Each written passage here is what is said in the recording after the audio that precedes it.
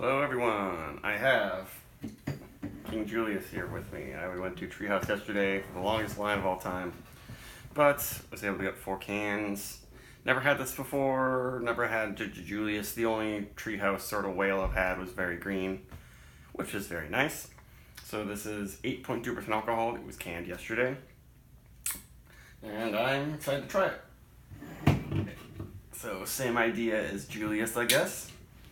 Primarily Citra hop, but they don't really reveal much about this beer. And I think people have been saying that this batch was probably made in Charlton. They don't say a city on the can, but I know that some of their specialty beers have been made in Munson, this older, smaller brewery.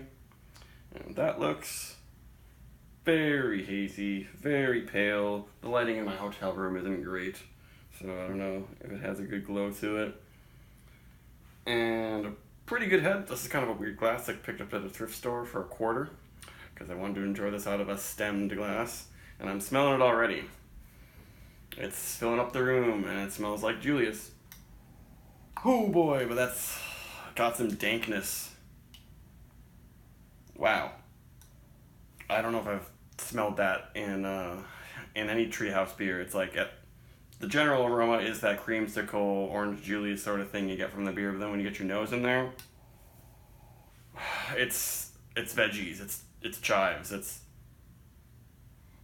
almost garlic. It's really dank. Yeah, that's so interesting how on the edge, like the main smell that comes out is, fruity, but then it gets that dank quality that I feel like I haven't even had in a lot of New England style IPAs. It almost smells like, it almost reminds me of like old school Swiss from Bissell Brothers. Wow, it might be in part because it's just 1 day old, so maybe some of the dankness will wear off. Yeah, and then deeper in there,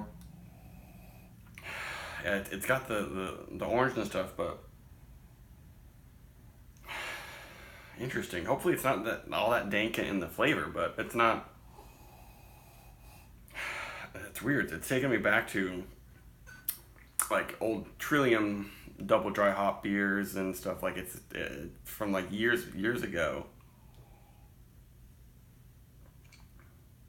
Oh, but the flavor, super duper creamy, huge creamsicle, orange sherbet. Any creamy orange thing you can think of is happening there, and not very bitter at all. Not bitter at all. Really big body, pretty sweet but not syrupy. Yeah, that's really nice.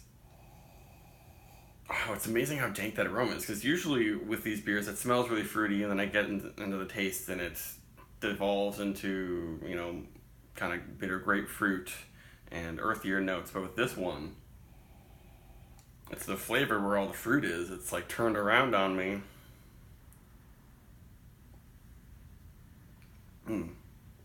Really velvety, rich, luscious mouthfeel though.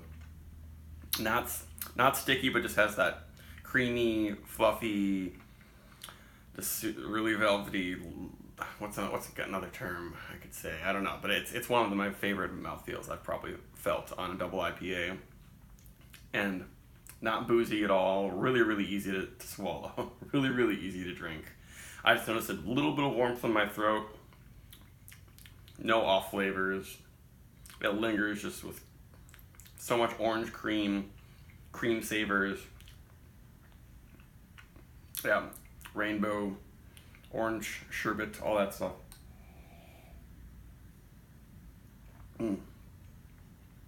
Yeah, that's one of the best I've ever had, for sure. And I don't like being a hype boy.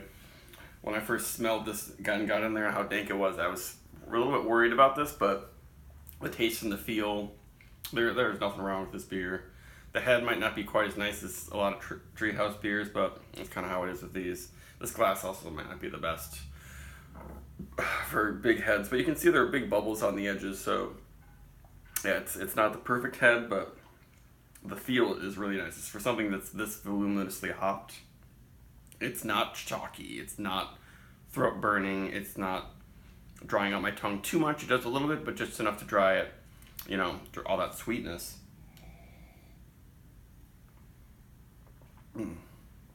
But it's just a feeling. That's one big thing about Treehouse, is that their beers feel so good on your tongue and they're so easy to drink. That's why people go crazy for them. And this is expressing that really well. The only thing that's challenging about it is that the super dank aroma. I wonder if that'll fade a little bit, but the way this is, you know, feeling and drinking right now, I'm happy that I had it 2 days fresh, because it's not something where, like, if there's a throat burn and you want some of the sediment to fall, or not the sediment, just the haze to mellow out. It doesn't have that. I would drink this right now when you have really nice, explosive, creamy orange. Like, that's really what's happening, and I'm happy with that. That doesn't have to be really more than that.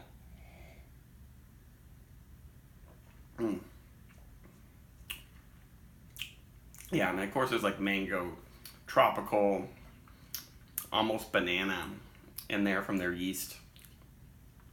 But yeah, just a really awesome tropical fruit salad, but it's with orange marshmallow cream out front. This beer, yeah. I kind of hate giving really high ratings to these beers, but I guess, and it's not because I waited in line so long. I've been drinking Treehouse beers and great beers lately, and this one, it feels better than anything I've felt in so long. I'm trying to think of the last beer I had that had this kind of mouthfeel and flavor, and I don't know. And it's so easy to drink too. Like, I've had a couple really good double IPAs that are under the radar recently that I reviewed that I liked a lot, but they're not the sort of thing where you can just get through a can and not even realize you drink the whole thing. It's taxing. There's absolutely no taxing on the palate from this. It feels heavenly. Yeah, I would give this close to a 5. This might be a 5, because the dank smell is kind of nice. It adds a little bit of you know, multifacets to this beer. Otherwise, it would just be kind of one note, but the best note possible. And it's really cool how it switches from fruit to dank and back and forth like that. So yeah, it's surprise, it's a very good beer and worth the trade probably. That's it. Goodbye.